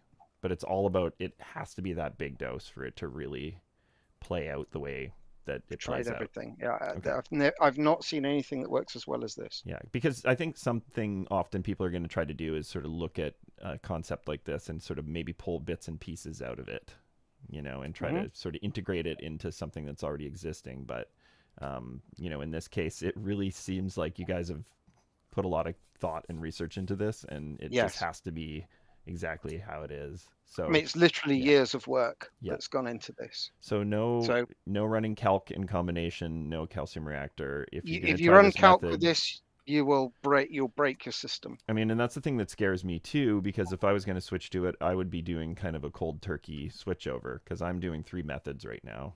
As we've talked about this quite a bit, but I run calcium reactors. I do a bit of calc at night, and I do the bowling light system as well. So if I was going to switch, I would have to take the plunge into full on, no half-ass kind of, working my way gradually towards it. It would be, all of a sudden I'm dosing, I don't know, like a liter of alkalinity.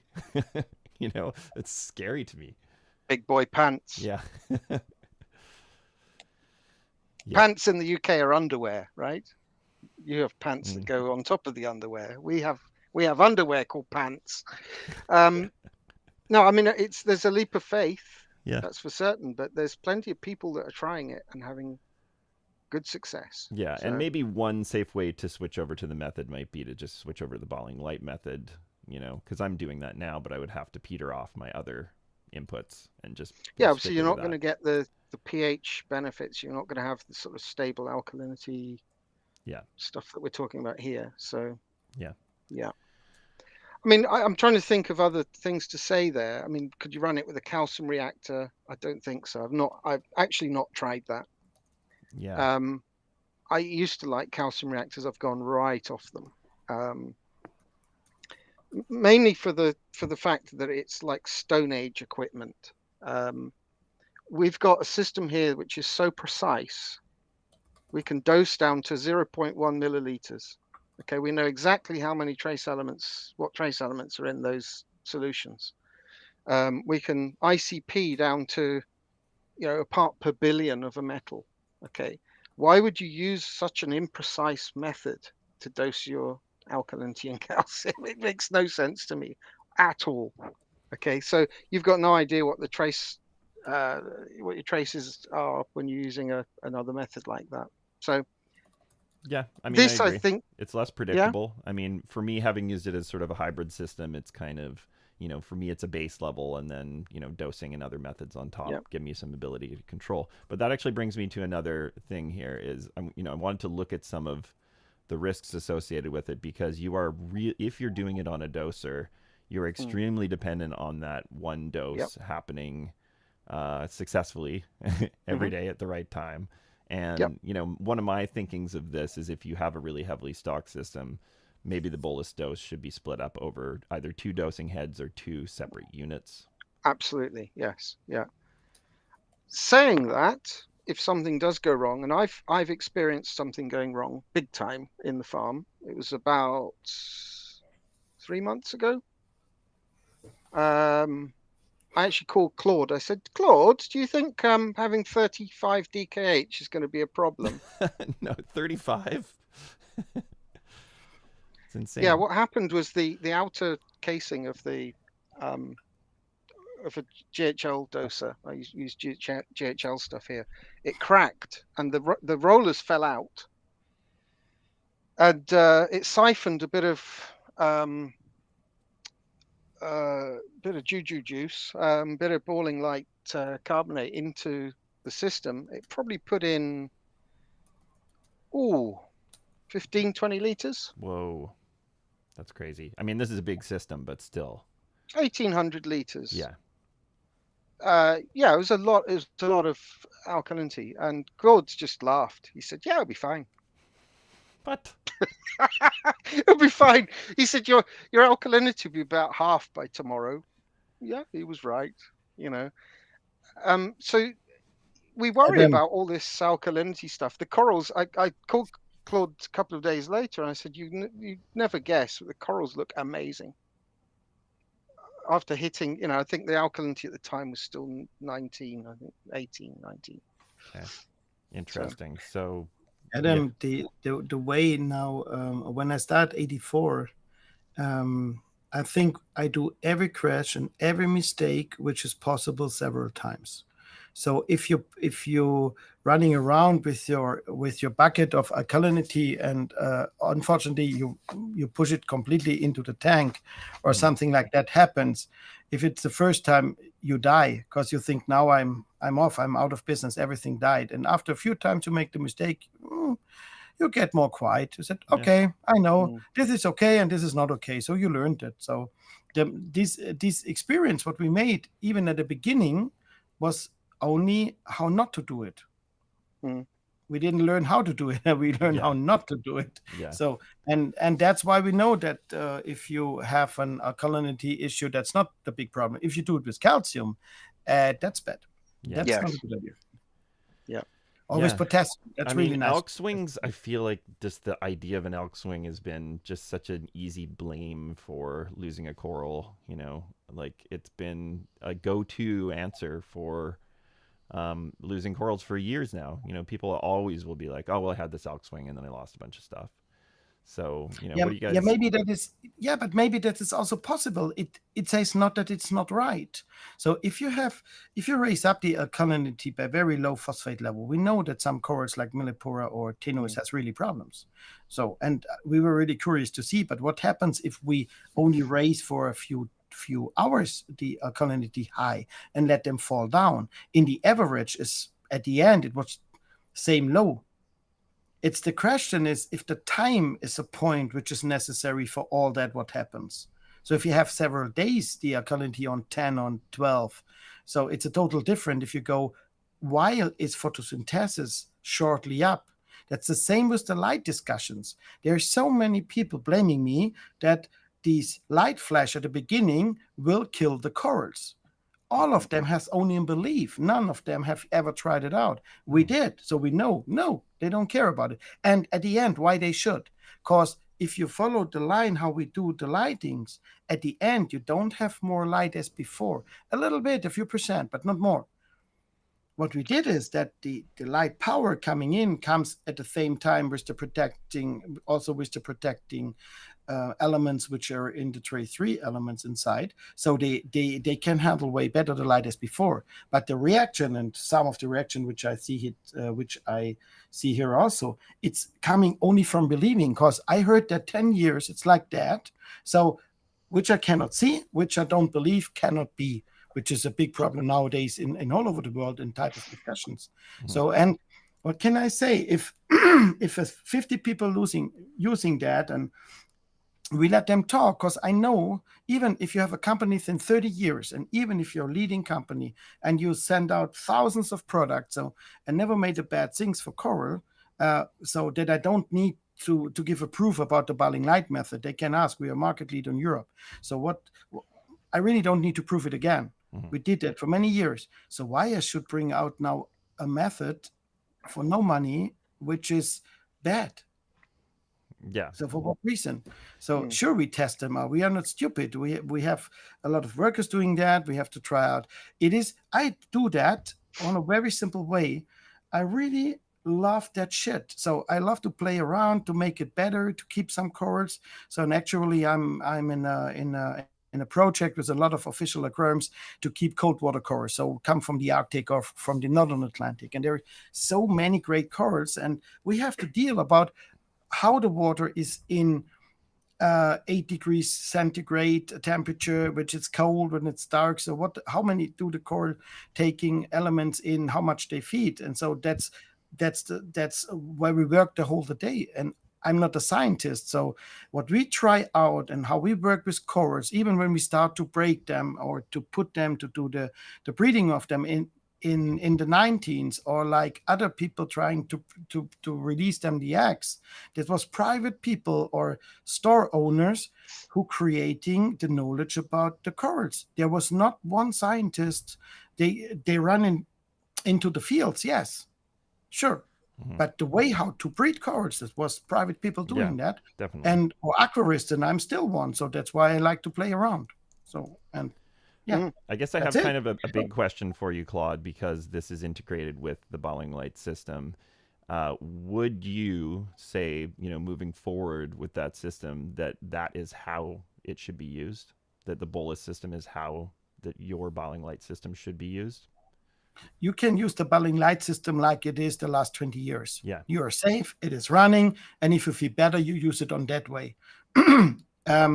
It's the normal way. It's in our system when we run here, the Frag systems, they are now 17 years old now, and running since that time without any changing, not rebuilding, nothing.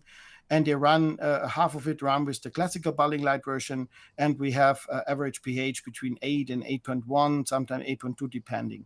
With the Bolus, it goes up to 8.3, 8.4. So we have not here these huge differences, but other tanks have a bigger one. So if people, that's the method which I say, tried it out. So if it's a benefit for your tank, then use it. If you like to be more safe and you want to play around with the dosing pump, you can use that system like it was before. Okay. So there's no need.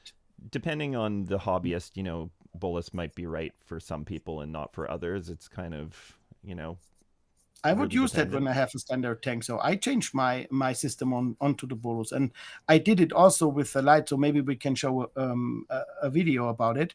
Yeah. It is not that we do that only the last 2 years, because that's why I make a video where I say that looks not good for me. Because we have some public aquariums here. One of them is unique in the world. They have a massive coral load, really huge. Yeah, I can show the video of this right now if you want to talk about it. I do have it. And together with sharks. So, this tank is a little bit of proof about it, because they dose only every 3 days. The alkalinity, based also on the bicarb. They work a little bit different with the trace elements and stuff. That does not matter. I want only to show what is possible. And for this aquarium sample, we have the data since 9 years. Every week we do ICP. Every week we talk about it. There are also chemists there, how we talk with them, and they agree absolutely with that when we talk why we use that chemical, why we use the trace elements, and what happens with precipitation. So these are also studied chemists, which absolutely agree with that, what we said in the things about why using the chemical stuff. So we discuss about these. That's what we find out. We are only in a discussion, in a discourse about it. So what creates the tabletop exactly? What happens in the things? Because it was never seen before at the end. So none of you, me and Doug, we don't say that we fully understand till to the latest point what exactly happens till to the end. We have an idea. This idea we published. I think everything what I see is it could only be that. And at the end, I look at the corals, and when the corals growing are happy, then this is okay for me. The corals don't lie. Right. You're right. That's my wording. So corals never lie. So, how many liters is this aquarium? I'm just showing the video right now. 240,000 liters. It's that was filmed by a guy from Sea Friendly Reef. Yes. You're running around. That's Toby, and Toby is filming that. So there are several films about Sea Friendly Reef and Nature channel on YouTube. A black tip. The guys wants to see that, and it is the best coral tank worldwide, actually, with the heaviest coral load ever, stable since 8 years. And like I say, they dose the alkalinity about every 3 days. So that shows that this is possible. Okay, so they're doing something like the bolus, but they're dosing it They're every doing 3 something days. like the Bolus. It's the same base chemical. They do a little bit different with the elements, because the elements and the testing of this reef tank goes over the Fauna Marin ICP testing every week. And there we adjust the elements by single elements daily. So full in this case. Yeah, and that's one of the results. So if somebody wants to see more, the video goes long. Yeah. And you see in every corner, everything is a fully coral load. And the shark have another name. It's the Frag machine. The Frag because machine. they're producing about, if you see on the bottom, the shark producing about 200-300 frags a day. Yeah. And he works every day, so he's really good in that. So every coral growing around, and it's massive. It's really massive. Wow. German guys who know this aquarium, they can definitely report it's outstanding work. These guys who cutting now these gorgonia, this is Hannes, and Hannes is the curator of these Museum of Nature in Karlsruhe. It's in South Germany. And is this open to the public, or is this yeah, it's open to the public. Okay. And they have also 2-3 other tanks which are really amazing. They're really one of the best from the big one, and I'm in a lot of official aquariums in the world, from the US till to other states. And you see they're growing on the floor, they're growing on the bottom. And this guy says something which we say, he has 2 wet tums, and he has a good old reefing knowledge. So I really like him, and I really appreciate that we have the possibilities to do for 8 years to do the ICP test, so to have a look into the data, what happens with the tank in these 8, which brings me a lot of advantage for me also in the product development. Yeah. It's amazing. Yeah, look at this. This looks absolutely amazing. And if you have it in nature, you see the coloration growing there. That's unbelievable. I really love this tank. Yeah, and you see some corals growing, like getting very, very little light too, which is a interesting sign of a healthy system and what kind of actually happens in nature, right? Because I'm sure some of these shark frags probably actually end up, unless they get picked up, some of them probably end up growing in new places. Some, but most of them go under the rocks, and you see that there are these caves here and that stuff. So they removed the corals all the time to make more space. Now they fight a little bit. They have a smaller parasite, like the same like Joe has in New York, but they fight against it. But we will clean that shortly. And but you can see it. It's fully loaded in a public aquarium. It's not a private small one. Yeah. So, and this is Hannes. So. Yeah, that's cool. Amazing. Okay. All right. 3-day bolus, eh? Wow. Who would have thought? Every 3. Yeah, it's not exactly like we describe it. So that is, I want to say that, but it shows that it is definitely possible to dose the amount of alkalinity also every 3 days. Other public aquariums also do that. And the funny thing is, when I ask them, so please, when we write a manuscript about it, and I send to some of these guys, and I send to them and say, hey, have a look on it, what you say about it. They really ask me, okay, what's that now? So yeah, that's the way how we want to dose. Yeah, we do that since 20 years. So why you write it down? Because I say this is a new time now. There are a lot of people starting the tank 5 years ago. They don't know you anymore, maybe. So we need to write that down.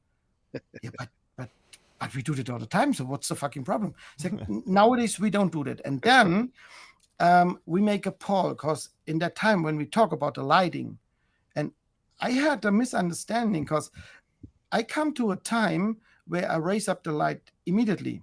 And Doug told me one day, the most people, they run around and they have a ramp time of 2 hours. And I say, never, not 2 hours. Come on, this is a joke. He said, yes, it is. I ask my customers. I said, okay, let me ask the German ones. So, and I ask, we have a big group, Facebook groups and forum groups, WhatsApp groups. And I ask them and say, okay, what's your ramp time? And then it goes up 1.5 hour, 2 hours, 1 hour, 1 hour 30. And then I come to the idea, why the heck? We never do that. I start my light and that's it. So I have no idea why we do the ramp time in the morning, why I am in. Well, my thinking I think the reason a lot of people like the ramp is they can experience the corals under the blue light in the first part of the day for an hour or so. And then, you know what I mean? And then at the end. Because it's possible. Yeah. The point is they do because it's possible. That why I take the dosing pumps and why I decide to dose the alkalinity over whole the day. For what reason I do it? I do it for laziness.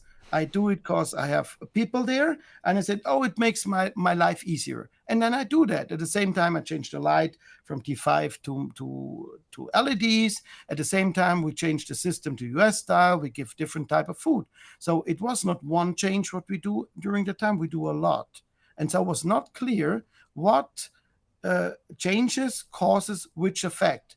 We had more fluorescent colors. We were happy of all the things, the shiny blue light stuff. And it was only left the feeling sometimes that how we can get these maybe back.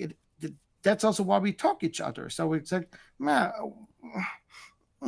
nothing, which you can grab, which you can see. So pump heavy or not. So that's something more about empathy, about feeling of the course.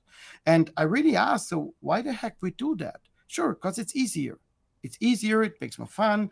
You can handle it. Nowadays we have all the apps. We can play around about the lights, and that's why we use it.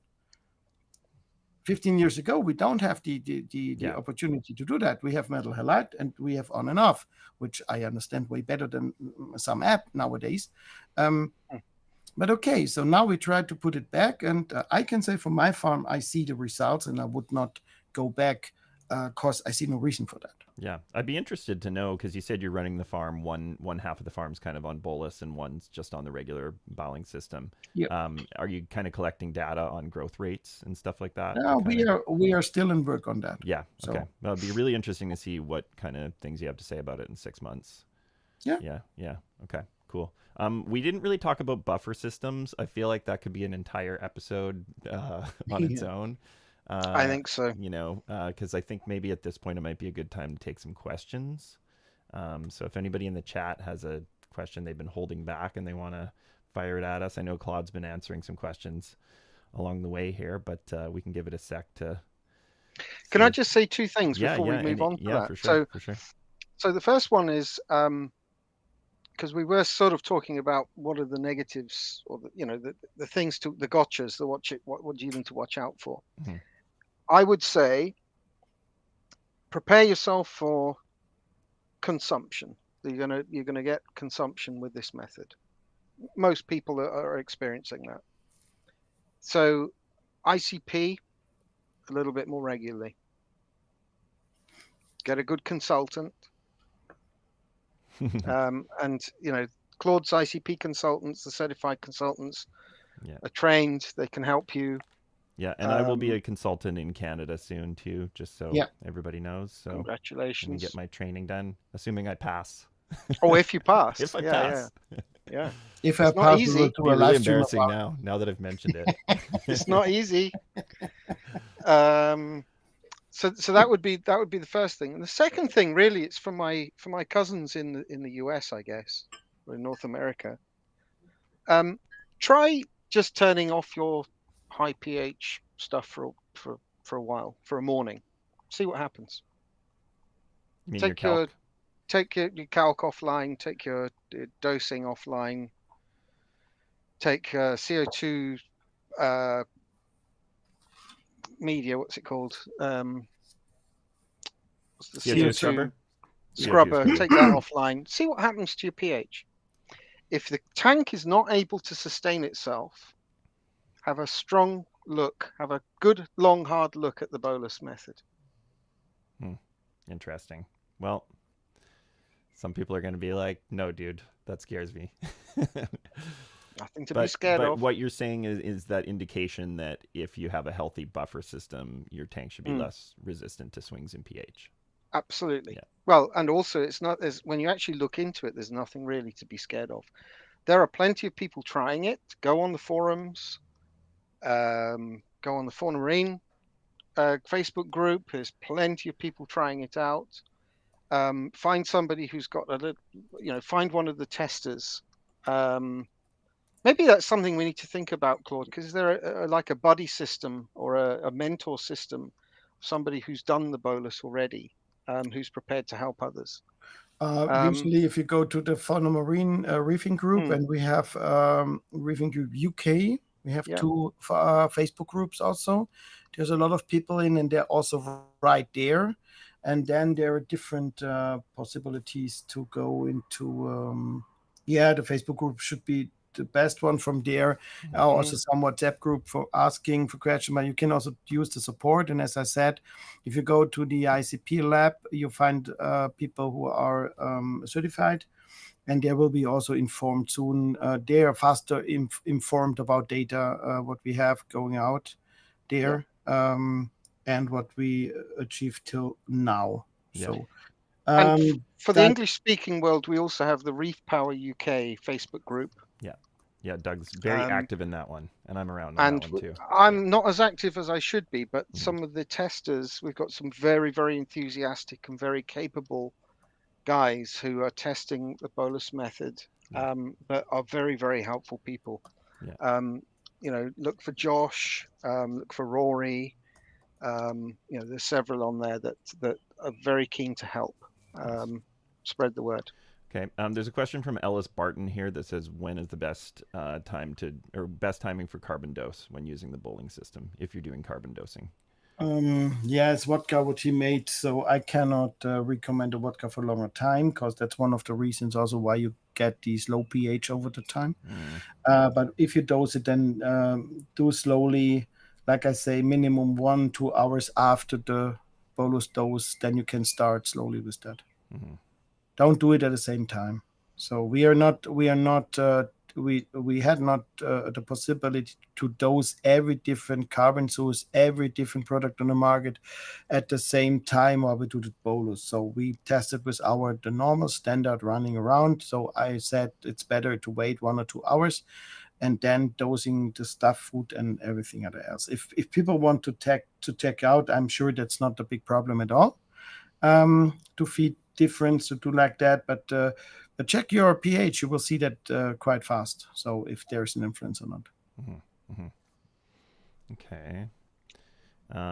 Reefer J was saying here, I'm really interested in making this change, but I've just made a switch within the last 2 months from the previous brand I had been using for 2 years. Should I make another change to this so soon? I mean, I kind of feel like you should use up the product that you have. You don't have to immediately just jump from one to another, but that's what eBay's for. Yeah. eBay, that's the answer. Yeah, but maybe we can say, so if what we can say is, if you do a changes from the standard bulling light system and from standard bicarbonate use, if it's a proper one or if it's a real one, then the change is quite fast. So the stability comes back within of latest 1 week. At the beginning, when you change, you have some you need to check if the stability of the alkalinity comes, and it comes over a few days then. But if you use calc water or some high pH content like a pure concentrates like that, then it can take longer, because that's what we call a repair of the buffer system. So. And because also that I know that some of our wording creating some problems with some people.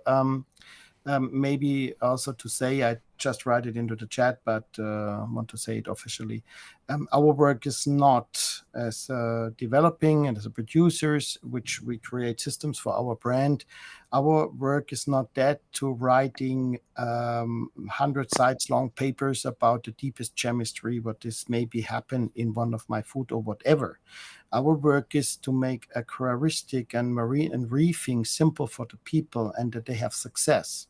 That's what we do.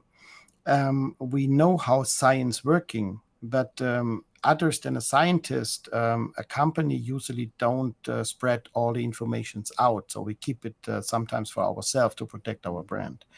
Nowadays it seems not so understandable for some people. So maybe I bet for understanding that we don't put everything at the moment out, because we have too many copy companies nowadays in the world. So we do it step by step, and we give HDUs, which we show how it's working, and the people have the success, they can do that. And if it's working, like Doug say, corals don't lie. Yeah. Like I said, for the others, we just work out the chemistry base, because there was a quite high interest about the chemistry base on it, and we will take our time, and we'll sit together also with our staff there, and we will write it down that also scientists will understand what we do there. Yeah. So, Well, and you have scientists on your team, just to be clear. You know, Oh, even we though have, Claude is a carpenter. I'm a carpenter. You know, I'm a simple guy. I play around with some corals. I own that lab here, and I work here and there a little bit. Yes, we have really good stuff, and not only there. We have a huge network. We do a lot of work with scientists in the universities around. We build the tanks for there. We control them. Like you see, the other one, and all their scientists are working, and they're highly interested in the data what we have into our lab, which we share with them, and in mostly also in programs who do the coral restoration all over the world. So my whole day is filled up with half of them are scientists working on several situation, from coral propagation till into sexual coral production, farming, aquaculture, public aquarium. So I do it really the whole day. So, but I'm a scientist, yeah. So I'm not a scientist, I'm a carpenter. So that's, I say, very simple. It repairs the puffer system, which seemed to be a little bit broken, and who seems to make some issues. I have an idea why this happens. And me personally, I totally focus that my corals have a good day, and then I will write down what I think it is, and then maybe I will start a discussion for that, so that it's my way to work. Yeah, I think talking about buffer systems, like I say, we'll probably do a whole episode on it because it's going to get deep.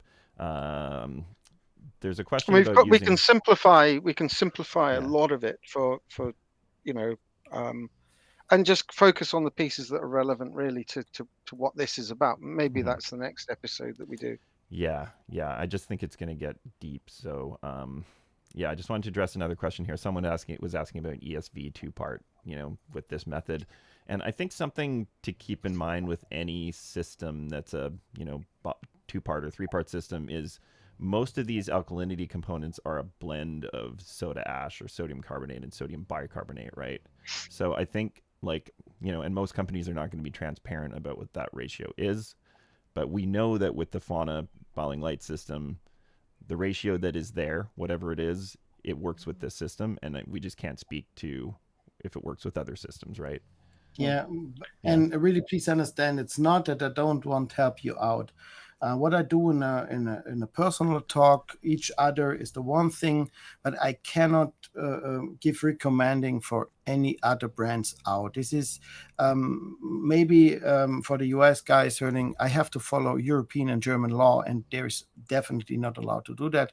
And I will not do that. It would be also unfair to my competitors here around, or companies which I work with.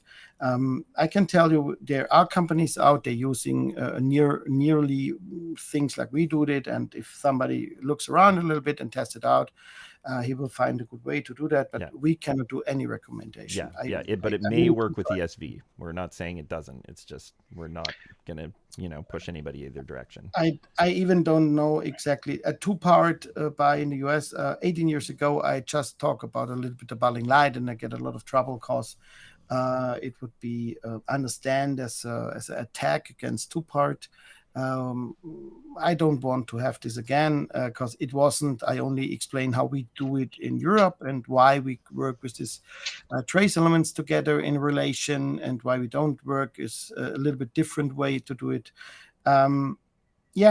If somebody wants to know, he can contact me also over the support at faunamarin.de about the email, about the customers. Then we can speak with everybody if he's really interested in that. But we cannot do recommendation for any other system. That's fair. Not possible. I'm really sorry for that. No, but that's all right. I please for understanding. Yeah. Oh, Doug went away and he came back. There's another good question. To let the dog out. There's a really good question here we forgot to address, I think, in the main discussion from Ellis Barton, just asking about which area of flow should the bolus be dosed in the tank. So area of high flow, or, I think you were saying it was last chamber of the sump. A possibility is last chamber in the sump and let it push up with Yeah. the dosing pump, or push it into the aquarium in a high flow area. Okay, so it could be right in the aquarium if you didn't have a sump, Mhm. which still Yeah. seems so scary to me. But Yeah, yeah, I fully understand, and I can tell you that every tester say it costs me a lot of thinking to do that dose. They had some of them tell me I had really fear to do that because I believe it. They trust me, but I said, okay, we will try that out. I promised them I have a good liability, so that's not a problem. So they tested out and were totally surprised that exactly that not happens. And for me, it's to close a circle for a long time, which I don't understand. Why the heck these 3 cups don't bring me the 1.8 alkalinity when I test it? It brings me only the 1 alkalinity into the reef tank. I don't care because everything is growing, and I was happy at this time with my corals. So we don't go deep. And now, many years later, it really closes the circle for me now, and also now why I understand now why this happens at this time. So there. We're not scared. We're not scared because we're old, right? we have how many years between us of reefing, Claude? Probably 70. I started 84. So, I started 87. Yeah.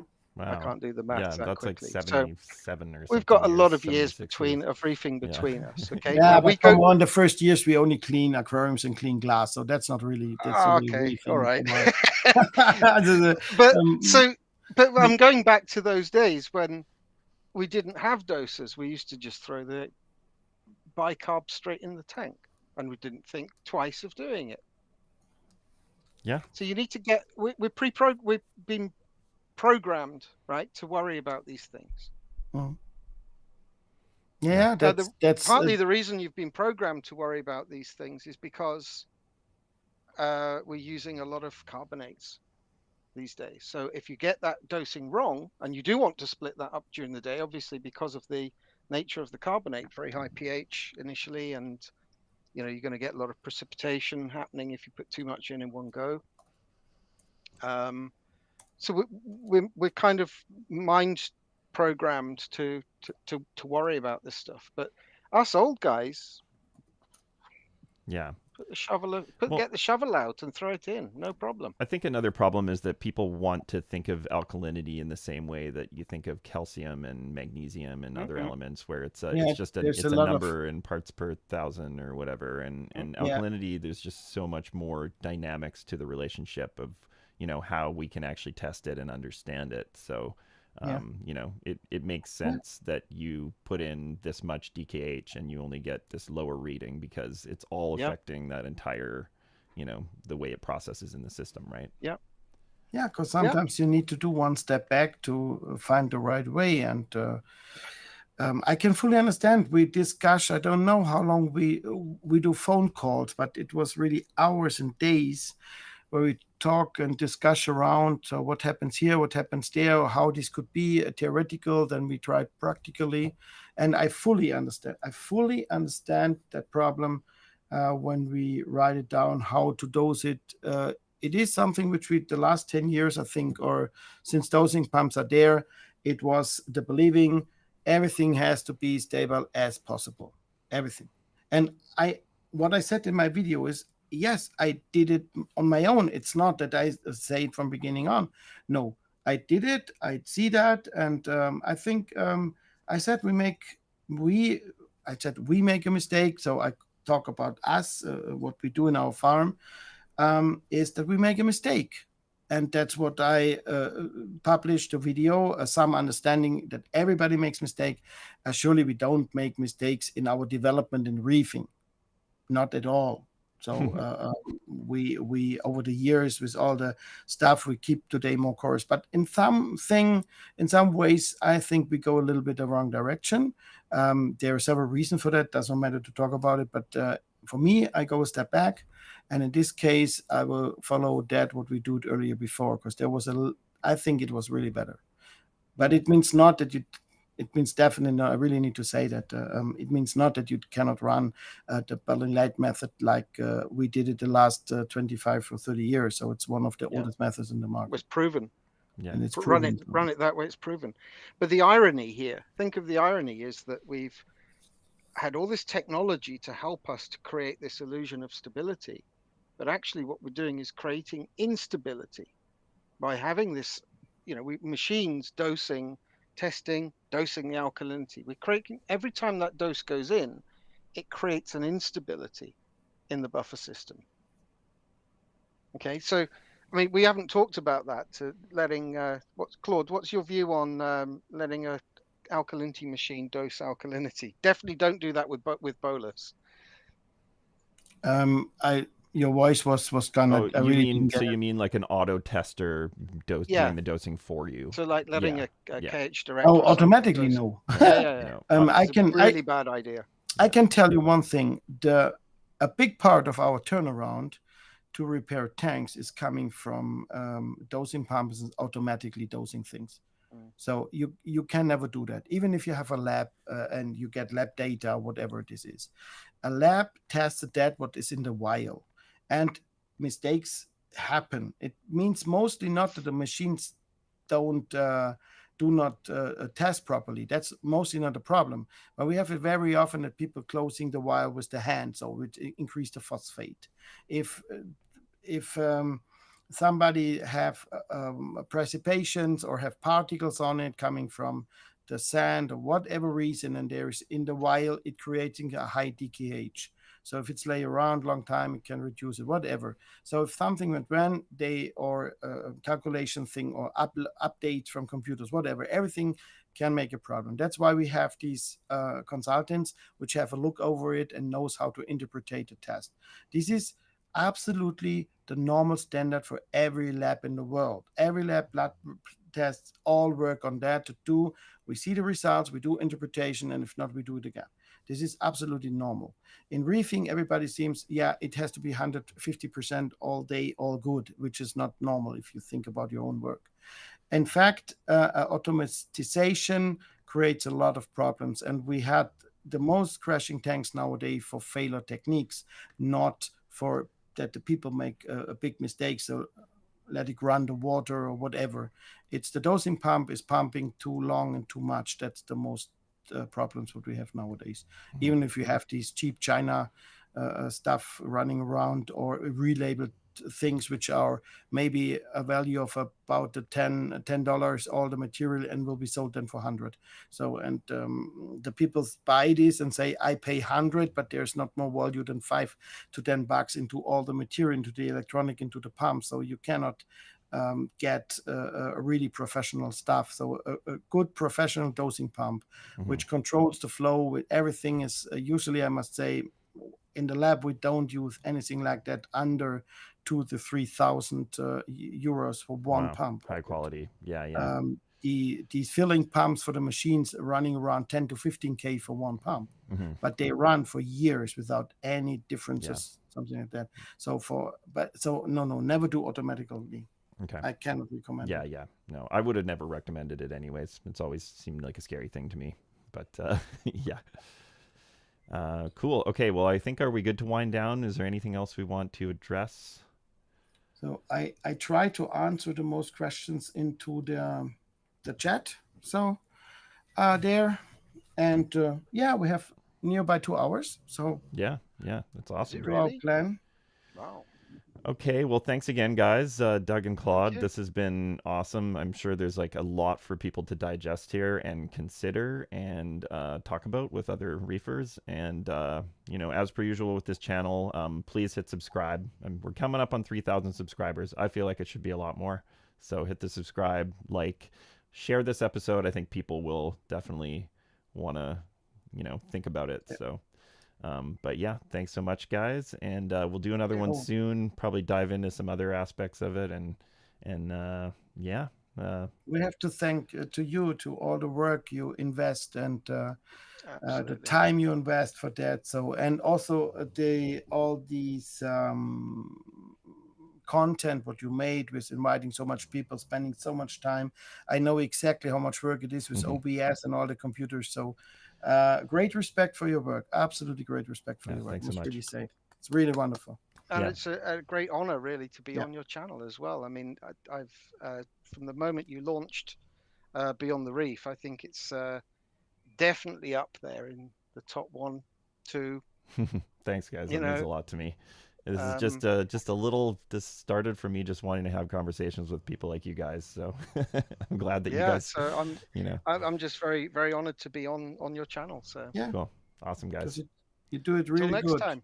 Okay, Really. thanks, guys. Okay, well, we'll See ya. talk to you soon.